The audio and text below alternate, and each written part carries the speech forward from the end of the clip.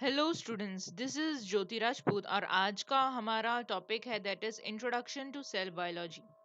Cell biology का मतलब है study of cell, you can say cytology, जहां पर we study about the cell structure and cell function. So कोई भी सेल ले लीजिए, चाहे प्रोकैरियोटिक सेल ले लीजिए चाहे यूकैरियोटिक सेल। यूकैरियोटिक सेल में भी चाहे फंजाई सेल या तो प्लांट सेल या एनिमल सेल, कोई भी सेल, हर एक सेल का जो स्ट्रक्चर होता है, फंक्शन होता है, वो डिफरेंट होता है। सो सेल जो है वो actually it is a structural and functional unit of life. सबसे छोटा जो यूनिट होगा लाइफ का वो सेल ही होगा। फिर वो चाहे कोई भी लिविंग ऑर्गेनिज्म हो, वो किसी न किसी सेल का बना होगा, चाहे यूनिसेल्युलर होगा या तो फिर मल्टी सेल्युलर। सो जब भी हम सेल बायोलॉजी पढ़ते हैं, हम कुछ टॉपिक्स हैं जिसके कुछ प्रोसेसेस हैं जिसके ऊपर हम फोकस करते हैं, लाइक द मेटाबॉलिज्म। मेटाबॉलिज्म का मतलब है कि सेल के अंदर कोई ना कोई रिएक्शंस चलते रहते हैं, फिर वो चाहे ब्रेकडाउन के प्रोसेस हो कैटाबॉलिज्म, हो सकता है वो सिंथेसिस के प्रोसेस हो एनाबॉलिज्म। सो कैटाबॉलिज्म और एनाबॉलिज्म दोनों मिलकर ही बनते हैं मेटाबॉलिज्म। दूसरा आता है बायोसिंथेसिस। सेल के अंदर काफी चीजें हैं, कॉम्प्लेक्स चीजें हैं जो कि बनती रहती हैं, जैसे कि ग्लूकोज से ग्लाइकोजन का फॉर्मेशन होना। So that is called as biosynthesis. Next, cell के अंदर जो है there is presence of the DNA, the genetic material. वो ही है जो कि सेल को कंट्रोल करता है, and it is the one which is going to get transferred to the next generation. Okay, that is called as heredity. Next is variation. कोई भी स्पीसीज को जब हम देखते हैं, जो भी इंडिविजुअल्स होंगे वो वेरी करते हैं एक दूसरे से। For example in human, human क्या है, एक स्पीसीज ही है, लेकिन जब भी हम हर एक इंडिविजुअल्स को देखते हैं they are different from each other, it's all just because of the variation. Next is mutation. Mutation जो होता है it is a sudden change in the DNA. अगर बेनिफिशियल म्यूटेशन होता है then it will lead to the evolution, और अगर harmful mutation होता है it will going to cause it will kill the organism. और neutral mutation it is not going to cause any change in the cell. Next आता है stem cells. Stem cells जो होते हैं ये अनडिफरेंशिएटेड सेल्स होते हैं जो किसी भी सेल में डिफरेंशिएट हो सकते हैं। सो stem cells they can differentiate into the adipocyte cell, they can differentiate into the muscle cell, या तो फिर किसी भी bone cells, osteocytes, ओके, या chondrocytes, किसी भी cells में जो है ये differentiate हो सकते हैं। Then comes the biomolecule production. Cell के अंदर जो है काफी टाइप्स के काफी कार्बोहाइड्रेट्स, प्रोटीन्स, फैट्स प्रेजेंट होते हैं, इनमें जो है किसी न किसी तरीके के बाय मॉलिक्यूल्स का फॉर्मेशन होता रहता है। सो सबसे पहले सेल जो है वो डिस्कवर्ड किया गया था by the scientist that is Robert Hooke. Okay, और इन्होंने जो है इन डेड सेल्स को सबसे पहले ऑब्जर्व किया था, that is in the cork, that is जो भी ट्रीज की बार्क होती हैं, दो cells are called as cork cells. Okay, उन्होंने सबसे पहले इनको कंपाउंड माइक्रोस्कोप में ऑब्जर्व किया था इन 1665, और उन्होंने कहा कि जो भी ये कॉर्क सेल्स हैं ये हनी कोम जैसे दिखते हैं, जैसे मधुमक्खी का छत्ता होता है उसमें जो सेल्स होते हैं वैसे ही शेप के ये सेल्स नजर आते हैं। और ये जो सेल्स हैं they look like a polygonal compartment, मतलब बहुत सारे साइड्स प्रेजेंट हैं इन सेल्स में। ओके, और इस तरीके से इन्होंने नाम दिया द सेल। फिर बाद में साइंटिस्ट आए एंटोन वैन ल्यूवेनहॉक, जिन्होंने सबसे पहले देखा और डिस्क्राइब किया लिविंग सेल को। और फिर बाद में कुछ साइंटिस्ट आए like the German scientist Schleiden and Schwann. 1830 में इन्होंने काफी स्टडी किया प्लांट्स और एनिमल्स के बारे में, और उन्होंने कहा कि जो भी ऑर्गेनिज्म है कम से कम एक या एक से ज्यादा सेल्स के बने होते हैं। और इस तरीके से श्लेडन और श्वान जो है वो सेल थ्योरी को लेकर आए।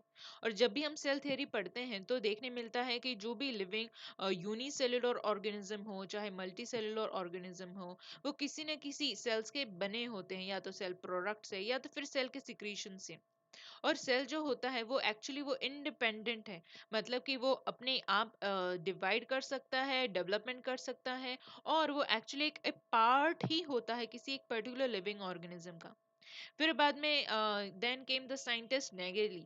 नेगेली जो है इन्होंने और भी सेल थ्योरी के बारे में स्टडी किया और सेल थ्योरी को एक्सटेंड किया, और बताया कि कोई भी कभी भी कोई भी सेल हो वो हमेशा उसके पहले present, that is pre existing cell से ही अराइज होता है।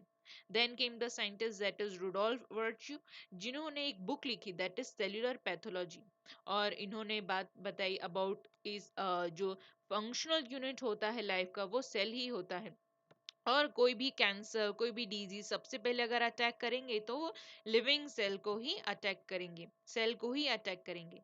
देन केम द साइंटिस्ट 1865 में आए लुइस पास्चर फ्रॉम फ्रांस, जिन्होंने काफी एक्सपेरिमेंट्स किए और एविडेंस शो किए, और उससे पता चला कि here जो वर्च्यू हैं, जिन्होंने वर्च्यू जो है साइंटिस्ट, उनकी थ्योरी को जो है सपोर्ट किया इन्होंने।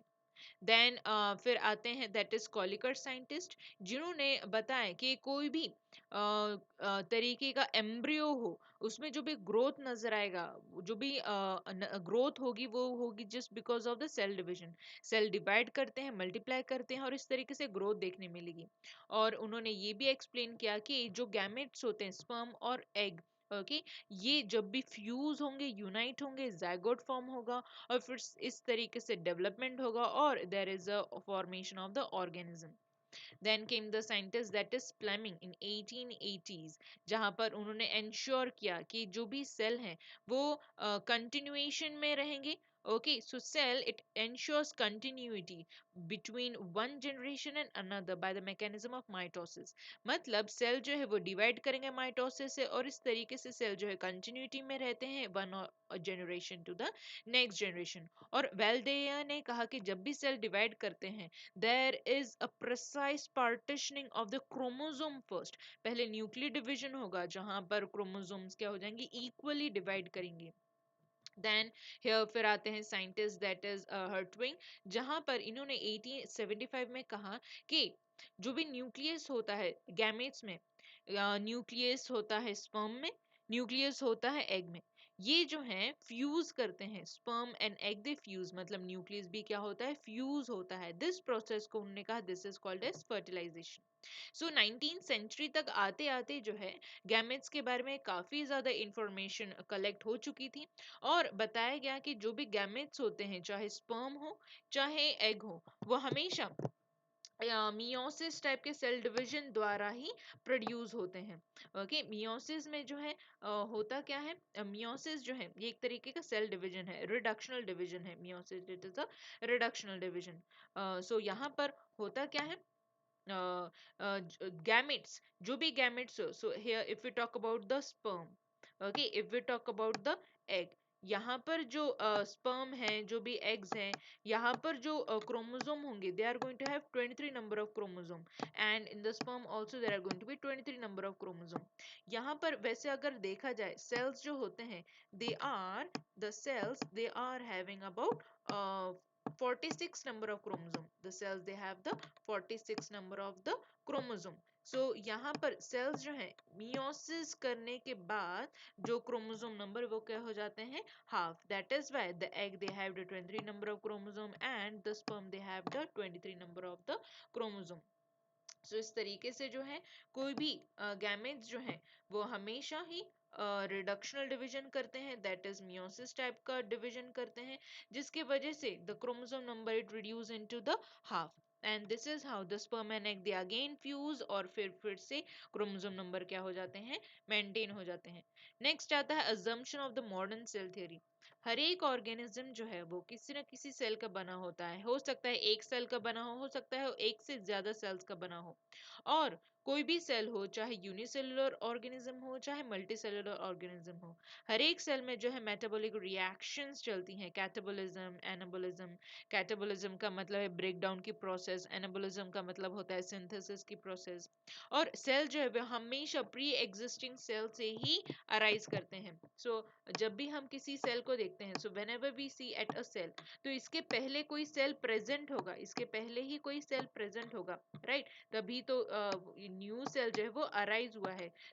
कोई भी सेल जो है वो अराइज होता है हमेशा फ्रॉम द उसके पहले जो प्री एग्जिस्टिंग सेल है वहीं से ही अराइज होता है। So this is how the cell they always arise from the pre existing cell.